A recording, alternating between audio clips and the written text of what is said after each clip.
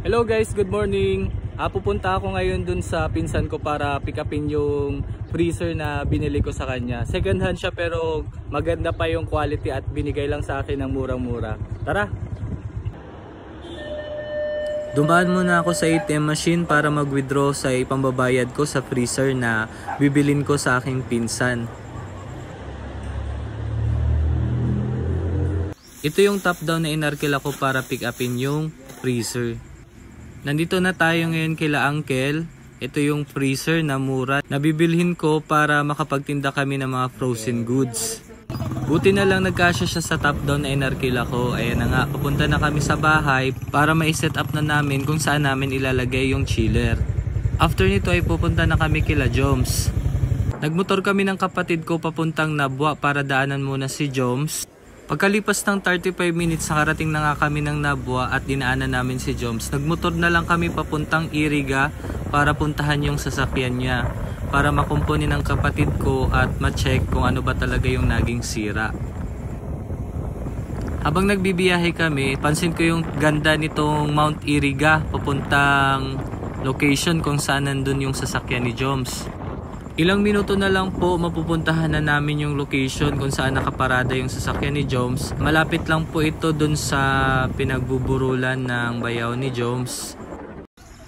Chinek agad ng kapatid ko kung anong naging sira ng sasakyan. Mag-aalas 4 na kami nakarating ng Iriga.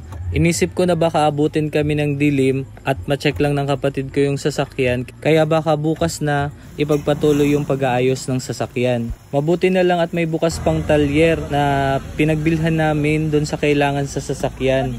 Pag-interview mo siya, minsan may malaong. Naayos na nga ng kapatid ko yung sasakyan at itetest drive na namin kung okay na talaga itong ibiyahe pauwi ng Nabwa. At kung magbibiyahe na nga si Joms papuntang Daet, mamamaneho niya na ito ng maayos.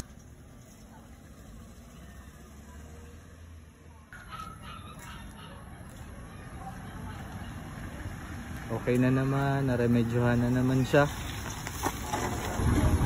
Nakailang ano. Kailang sira na. Laging nasusolusyon ito. At buti na lang hindi kami inabot ng dilim bago pa maayos yung sasakyan ni. Yan guys, okay na naman yung sasakyan ni Papa Joms. Rangkada na naman siya pa Daet by next week.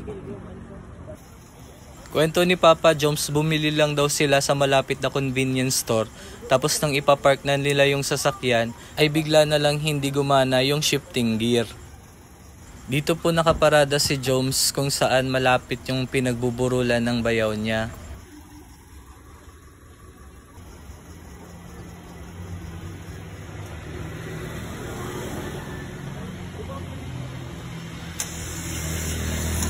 Atras abante niyang tinesting yung sasakyan kung okay na talaga at pwede nang gamitin pauwi ng Nabwa.